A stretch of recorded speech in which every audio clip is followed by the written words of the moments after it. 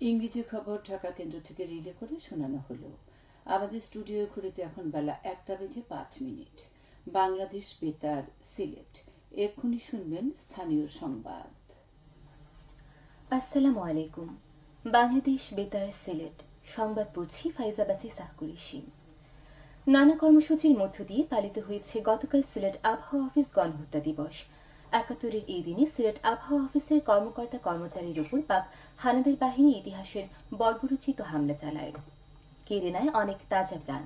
জানা যায় ১৯৭১ সালের ৫ই এপ্রিল শাহিদগাহ সিলেট আবহাওয়া অফিস টিলায় মুক্তিযুদ্ধের কৌশলগত কারণে তৎকালীন ইপিআর, পুলিশ বাহিনী আর মুক্তিযোদ্ধারা জড়ো হতে থাকেন। মজুদ হতে থাকে অস্ত্র আর গোলা বারুদ। মুক্তিযোদ্ধাদের এই অবস্থানের কথা পাকিস্তানি হানাদার বাহিনী জানতে পেরে শুরু করে আক্রমণ প্রতিহত করতে মুক্তিযোদ্ধারা পাল্টা গুলি ছোড়েন। যুদ্ধের এক পর্যায়ে গুলি বারুদের মজুদ শেষ হয়ে যাওয়ায় পিছু হটতে বাধ্য হন মুক্তিযোদ্ধারা। এই সময় পাকিস্তানি হানাদার বাহিনী অবস্থা বুঝে ঘিরে ফেলে সিলেট আবহাওয়া অফিসের পুরো টিলা। কিছু বুঝে ওঠার আগেই অফিসের কর্মকর্তা ও কর্মচারীকে লাইনে দাঁড় করিয়ে গুলি চালায় পাকিস্তানি হানাদার বাহিনী। এতে শহীদ হন ৯ জন কর্মচারী।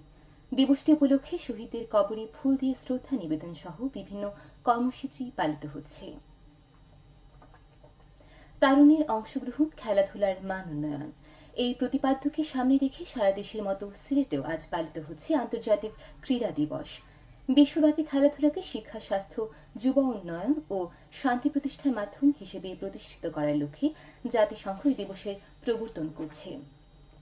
সাংস্কৃতিক গণ্ডি পেরিয়ে সারা বিশ্বের জনগণকে ঐক্যবদ্ধ করার যে উৎকর্ষ খেলাধুলা রয়েছে তার স্বীকৃতি দিতে জাতিসংঘের সাধারণ পরিষদ দিবসটি প্রতি বছর পালন করে আসছে। দিবসটি উপলক্ষে নানা কর্মসূচি গ্রহণ করেছে বিভিন্ন ক্রীড়া সংগঠন। কর্মসূচির মধ্যে রয়েছে র্যালি, আলোচনা সভা ও ক্রীড়া প্রতিযোগিতা। সাংবাদিকদের সঙ্গে এক মত বিনিময় সভা অনুষ্ঠিত হয়েছে গতকাল হবিগঞ্জের সার্কিট হাউসে। এতে প্রধান অতিথি ছিলেন কারিগরি শিক্ষা অধিদপ্তরের মহাপরিচালক শোয়েব আহমদ খান। সভায় সভাপতিত্ব করেন জেলা প্রশাসক ডক্টর ফরিদুর রহমান। এ সময় উপস্থিত ছিলেন বিভিন্ন উপজেলার নির্বাহী কর্মকর্তা সহ সংশ্লিষ্ট কর্মকর্তাগণ। সভায় প্রধান অতিথি বলেন, সারা দেশে ৩২৯ উপজেলায় টেকনিক্যাল স্কুল অ্যান্ড কলেজ প্রতিষ্ঠা করা হচ্ছে। এতে বরাদ্দ রয়েছে ২০,৫০০ কোটি টাকা।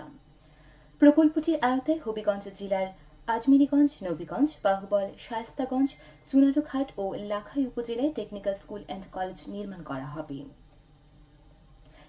ঈদের ছুটিতেও স্বাস্থ্যসেবা প্রদান চালু রয়েছে মৌলভীবাজারের ইউনিয়ন স্বাস্থ্য ও পরিবার কল্যাণ কেন্দ্রে।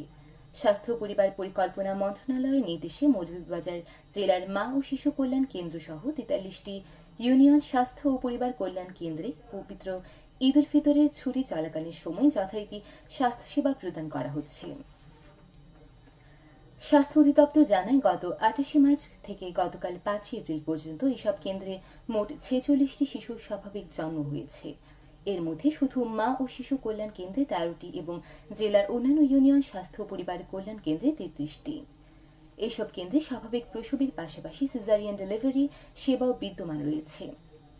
তাছাড়া একই সময়ে গর্ভকালীন সেবা, প্রসব পরবর্তী সেবা, সাধারণ স্বাস্থ্য সেবা সহ অন্যান্য সেবা প্রদান চালু রয়েছে। দীর্ঘদিন পর ঈদের লম্বা ছুটিতে যথারীতি স্বাস্থ্যসেবা পেয়ে সেবাগ্রহীতারা সন্তুষ্ট। সিলেটের জালালাবাদ থানা এলাকায় ৩ লাখ টাকার ভারতীয় পণ্য সহ ৩ চোরাকারবারিকে আটক করেছে পুলিশ। এই সময় চোরাকারবারির ব্যবহার করা একটি রেজিস্ট্রেশনবিহীন সিএনজি চালিত অটোরিকশা জব্দ করা হয়।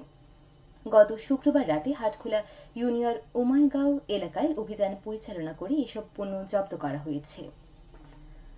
মৌলভীবাজারের কুলাউড়া উপজেলার হিঙ্গাজিয়া থেকে মনো রেলওয়ে স্টেশন বাজার পর্যন্ত ২১ কিলোমিটার সড়কের সংস্কার কাজ এগিয়ে চলছে। এতে ব্যয় হচ্ছে ৯.৫ কোটি টাকা।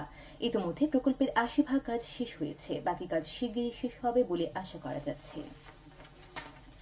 প্রকল্পের আওতায় ৫টি কালভার্ট নির্মাণ, রাস্তা প্রশস্তকরণ, আরসিসি ঢালাই ও পিচ সহ আনুষঙ্গিক কাজ অন্তর্ভুক্ত রয়েছে। প্রকল্পটি বাস্তবায়িত হলে মোটরযান সহ এলাকাবাসীর যাতায়াত সুবিধা ও ব্যবসা বাণিজ্যের প্রসার ঘটবে। এলজিইডি প্রকল্পটি বাস্তবায়ন করছে। সবশেষে আবহাওয়া।